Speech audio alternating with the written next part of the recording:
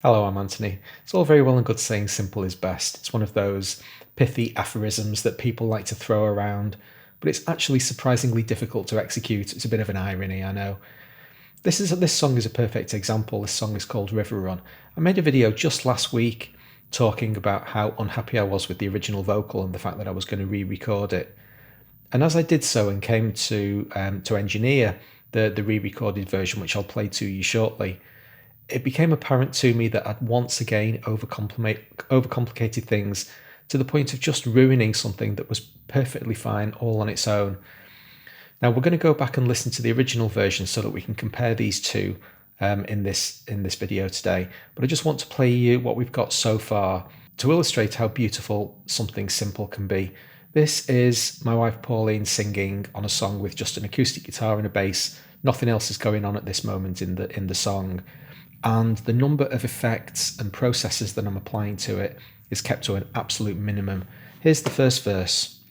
Painted from memory when days were long, lazy and carefree, drunk on mist and rhyme, dressed like a new dawn of golden colour, always the same song, sung with different lines. I really want to focus in on the vocals to draw this comparison. I'm just going to stick over on this side of the project at the moment and we'll go back and have a listen to the original in a moment. I've got a de-esser, an EQ, a compressor and a reverb. Let's take them all away. This is just a spectrum analyzer. We don't need to worry about that one. So this is the raw vocal track, completely original as sung. Painted from memory when days were long, lazy and carefree, drunk on mist and rhyme. Pauline has quite a sibilant sound to her vocals, but I don't want to suppress too much of that because it's a significant part of the natural character of her voice. Nevertheless, some of them do need taming, so I've got a gentle de-esser just taming some of those sibilant transients. Dressed like a new dawn of golden colour, always the same song, sung with different lines. So it's only cut in a few Painted dB. from memory. Absolutely nothing dramatic going on there. Then we've got a little bit of preamp. These Neve emulations are absolutely wonderful, but you can see pretty subtle changes to all of just a little bit of boost on the top end and taking away a tiny bit of the bass, but it's really just colouring. Let's have a listen to the A and B between those two. When days were long, lazy and carefree, drunk on mist and rhyme. So just bringing out those upper frequencies. Again, trying to keep everything as subtle as I possibly can. The whole point of this video that I'm making today is to explain that nothing that's being done here is dramatic. Then we've got a compressor. Once again, it's just smoothing out. You can see a couple of these bigger transients. This one is a H, actually. Always the same. She sings always. There's, again, another one of those characters of the voice that I don't want to suppress too much. I absolutely love that feature of the voice. I'm trying to keep as much of the natural kind of character of the vocal, but you've got to control it a little bit. So fairly gentle compression. Same song, sung with different lines. Maybe 5 dB. Painted from At its memory extreme. when days were long, lazy and carefree. Just peaked out at about 7 there for these big transients. But nevertheless, the Fairchild is a really soft, gentle compressor that never seems to do anything overly dramatic to the sound. I'll turn it on and off and we can have a listen to the difference between those two. Carefree, drunk on mist and rhyme, dressed like a new dawn of golden colour, always the same song. It just warms everything up. I absolutely love this compressor on vocals. I've done all the kind of insight volume matching to ensure that it's not just volume that you're hearing, it's not amplitude increase that's convincing you that this sounds better. It is actually level matched, just the compressor doing what the compressor does. So all of those effects together combine for a really, really nice effect. Let's take them all away, and one more time, A, B. Painted from memory when days were long, lazy and carefree, And then finally, drunk on mist and rhyme, reverb. dressed like a new dawn of golden colour. See how big that reverb is? It's a really, really spacious reverb. When you solo the vocals, it sounds too much. I'll get it going again and we can kind of convince ourselves that it is too much, and then I'll bring the rest of the song back in and change my mind, and it's actually exactly the right amount. Always the same song, sung with different lines, painted from memory when days were long, lazy and carefree. All that shimmer in the reverb that feels like it is too much when the vocals are soloed lives alongside the acoustic guitar. Those two sounds are just merging very beautifully. You've got to hear it in the context of the song. But I think it's also important to go back to solo to verify that you've not gone absolutely crazy, that you've not destroyed the sound in some heinous way. And finding the balance between that push-pull is just one of those subjective decisions that you have to make. But I'm really happy with that sound. And that's it. That's absolutely it for the vocal sound. Those four effects together. Drunk on mist and rhyme, dressed like a new dawn.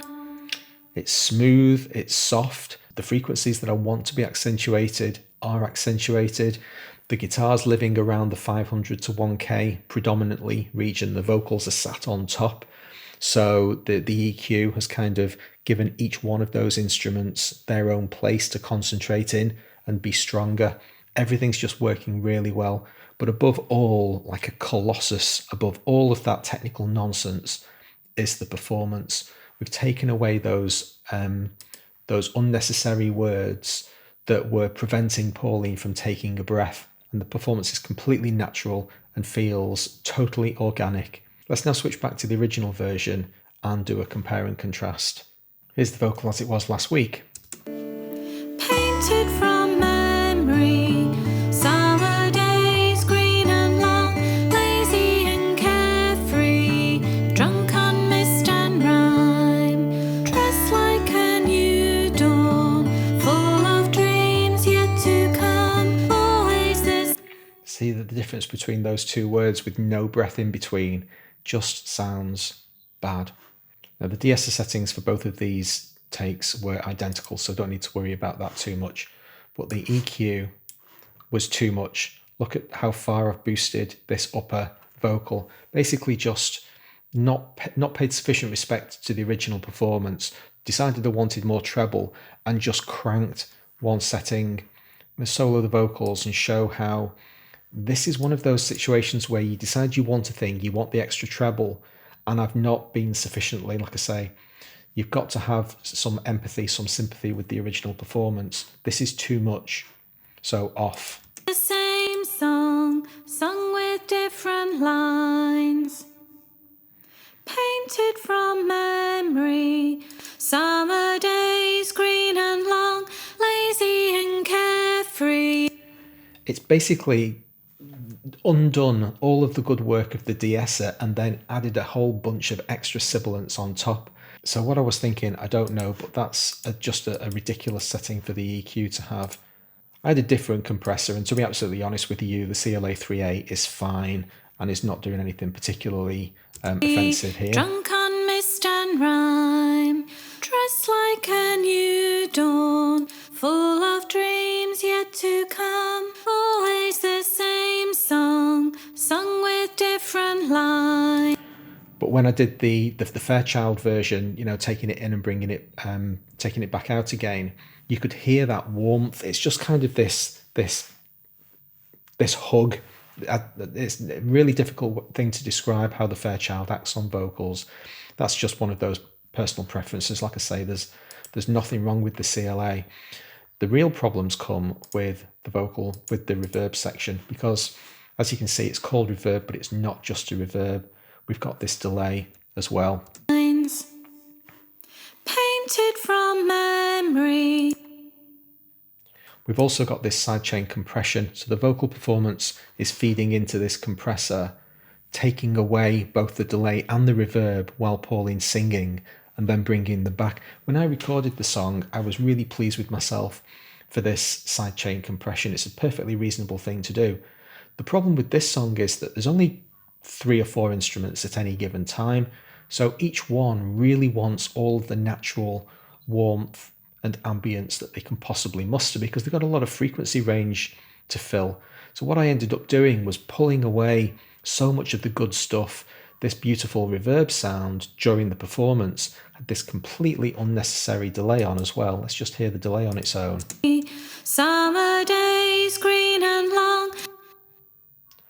So it's quite a short feedback, but you've got this almost slapback effect, which is being suppressed during the performance, and then as soon as she stops for breath, it kind of bounces back in again. I don't know why I decided that was a good thing. This is just basically having a bag of toys to play with and not really having the discretion to know which ones to use. Having stripped all of that out and gone back to the simple reverb sound, the cleanliness and simplicity of the new version is just strictly better. So just because you can do a thing doesn't mean you should. Now, at the same time as I publish this video, I'll release the full song. So I'll put a link above to the actual performance of the entire song. Please go and have a listen to that. I think it's a really lovely song. I'm very proud of it. And as always, Pauline's performance is absolutely awesome. That'll do us for today. Hope you enjoyed the episode. Please hit like if you did. I'll see you again. Thanks.